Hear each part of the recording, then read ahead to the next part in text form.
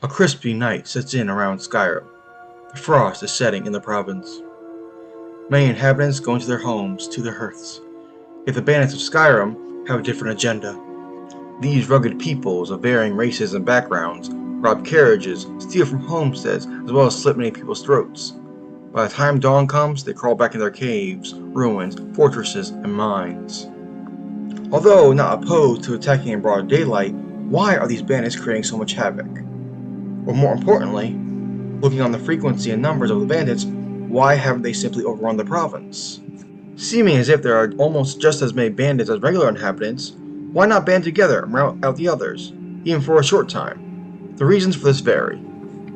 However, the heart of this question, and to that of the bandits, is it even possible, with a seemingly numerical advantage? To know that, we must analyze the info we have, starting with the bandits' actual numbers. A rough estimate of bandits in Skyrim is around 700. The total number of other various NPCs is around 1,000. However, the number of people in Skyrim vary from many different factions, some united, others at war. But is the numerical advantage enough? As numbers in warfare aren't absolute. If they did, possibly all of Tamriel would be run by banditry.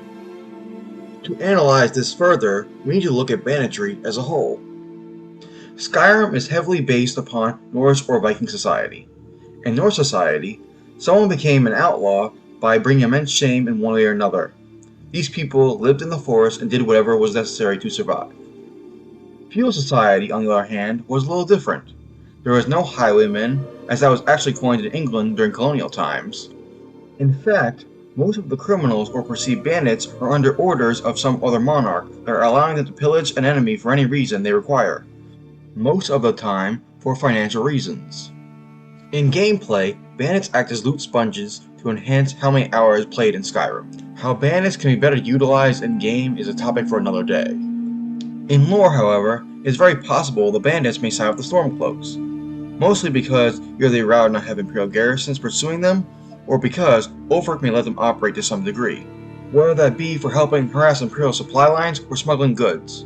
Some may even be Stormcloak sympathizers. But how successful would they be against Skyrim's holds and province as a whole? The main answer to this would be based upon how united they would be and how organized they could become.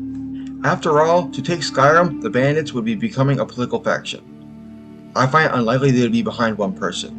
It would most likely be similar to the Pirate Republic in the early 1800s in the Bahamas, in which it was a collective of captains, but even they didn't declare war on either Britain or Spain. In reality, many of their scores were more of a nuisance to these empires instead of a threat. Though, I still see a possible similar situation as Skyrim is in the midst of a civil war, and likely will not be paying as much attention to bandits.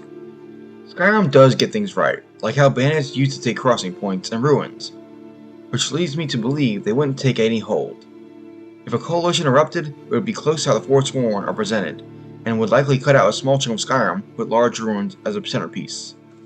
If not, they would likely set up shop in Helgen's ruins, as it is desolate and already has built fortifications, even after the dragon's attack. Though let's dive into the ever more theoretical, and ask ourselves, which hole would they attack? Considering they most likely side with the Stormcloaks for personal reasons, and Ulfric at the end of the day is fighting an uphill battle, if they launch an attack, it would most likely be against Morthal. For a criminal, Morthal is lightly guarded, and the loot probably not bad considering the proximity to Solitude. Plus, it's more or less neutral. In spite of the numerical advantage, I don't see them taking any other holds. They may hamper roads and be another thing people think about, but at the end of the day, it would risk everyone getting involved by attacking the wrong places. The bandit coalition would also face hardships, either internally or by places such as orc camps, the Forsworn, or even hitmen. They're also cutthroats and not disciplined soldiers, making any prolonged battle a sounding defeat. At the end of the day, the Empire would likely look to disperse them, either for helping the rebels or because of trade, in which most would perish and others would go back to being petty criminals on the edges of civilization. Everybody, thank you for watching. If you made it this far, I'm proud of you. And please, check out my Patreon. I've listed the details. There's also exclusive art to buy, Elderscrolls related, and much more. I'm also going to be uploading exclusive videos from now on, so check it out. If not, liking and subscribing is great. Of course, it helps out the channel. Comment your opinions below, and always remember to live the game.